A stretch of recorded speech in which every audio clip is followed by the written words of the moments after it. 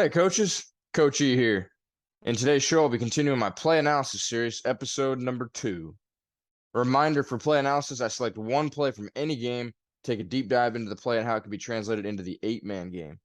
So in today's play analysis, I'm going to take a look at one of Ole Miss's pass plays from a couple years ago.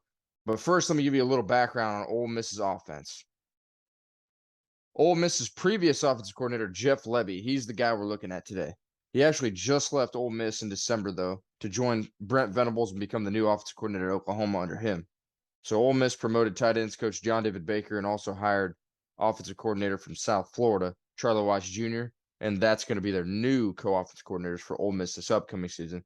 But today, again, like I said, we're looking at Jeff Lebby's offense from a couple years ago when he was still there. So previous offensive coordinator Jeff Lebby uses an air raid style approach to the drop back passing game, but it's different than most air raid coaches because he's got what seems like a larger commitment to the run game, which in his offense is predominantly zone and a few RPOs. But today we're going to look at one of his go-to drop back passes. All right, in 2020, the year we're looking at, Ole Miss finished 7th in the country in total passing with right around 3,500 yards and averaging nearly 350 yards a game and 30 touchdowns through the air. All right, so that's a little summary of Ole Miss's offense. Now let's take a look at today's play analysis. Today's play is ace right Y-Cross. We have a 1-by-1 look with the tight end on the right side, and our tailback is offset to the left. So like usual, though, I will start with the blocking first. All right, so each O lineman is going to slide protect to the left here on this play.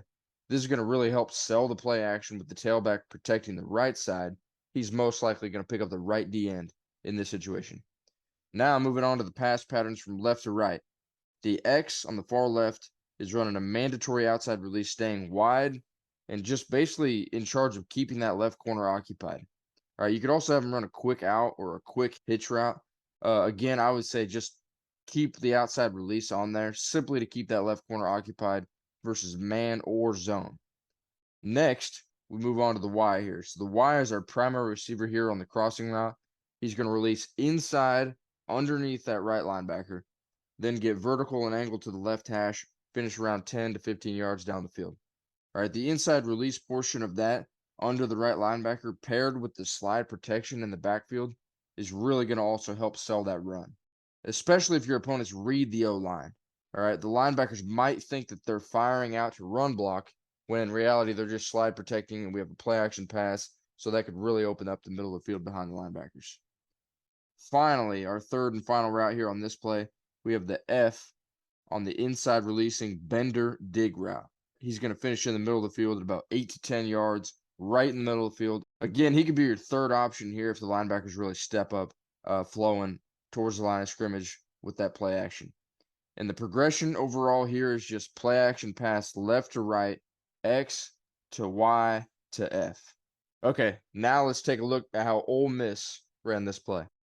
Ole Miss is facing a 3-3 look here. All right, the Sam linebacker over top of the Y tries to jam him, but then you can see he releases to the flat at the top of the screen to take the tailback.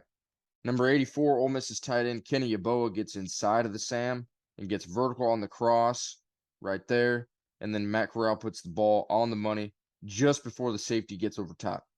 All right, now this second time through, you can see at the bottom of the screen, Ole Miss is ready to run a bubble screen. All right, and that's what really occupies those 3 DBs at the bottom of the screen, especially pulling the free safety out of the middle, getting him to come down and attack. And that really opens up the middle for the cross there for Kenny Yeboah, the tight end. And again, Corral puts the ball on the money. And on his second read, he was reading bubble, bottom of the screen, back to cross, and then you see the dig route coming behind the cross at the top. So there you go. There's one look at it. Let me show you another look at this. So here's another look at it from the overhead rear view cam. Here you can really see the play action pulls the linebackers up, and you can see the quarterback's eyes and progression going left to right, reading the bubble screen, and then all the way up to the cross. And then, of course, I think the third in the progression will be that dig right in the middle. But you can also see how committed the free safety was to really stopping the bubble screen. So look at him in the top left corner there.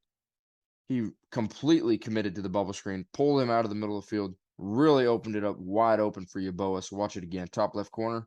There he goes. He bails. And you can see Corral held his eyes looking at the bubble, realized it wasn't open, moved up to the cross, and then hits Yeboah for a huge touchdown play against Bama. So the Y-Cross is really a staple of all air raid offenses. I personally love the play myself, but overall, great execution all around by Ole Miss on this play. I'll let that run last time through. So there you go. Like always, if you guys like this play concept at all, be sure to draw it up and look at how it might fit within your offense, especially if you don't already have a variation of Y-Cross. And that is going to wrap up today's episode of Play Analysis. Remember, I release one video each week, every Tuesday night at 7:30. So tune in Tuesdays at 7:30 p.m. If you guys have any questions for me, feel free to leave your questions in the comments on any of my videos, and I'll get back as soon as I can. Might use them in a future video. If you enjoyed this video or took anything away from it, please click subscribe and check out some of my previous videos right here. And like always, thanks for watching.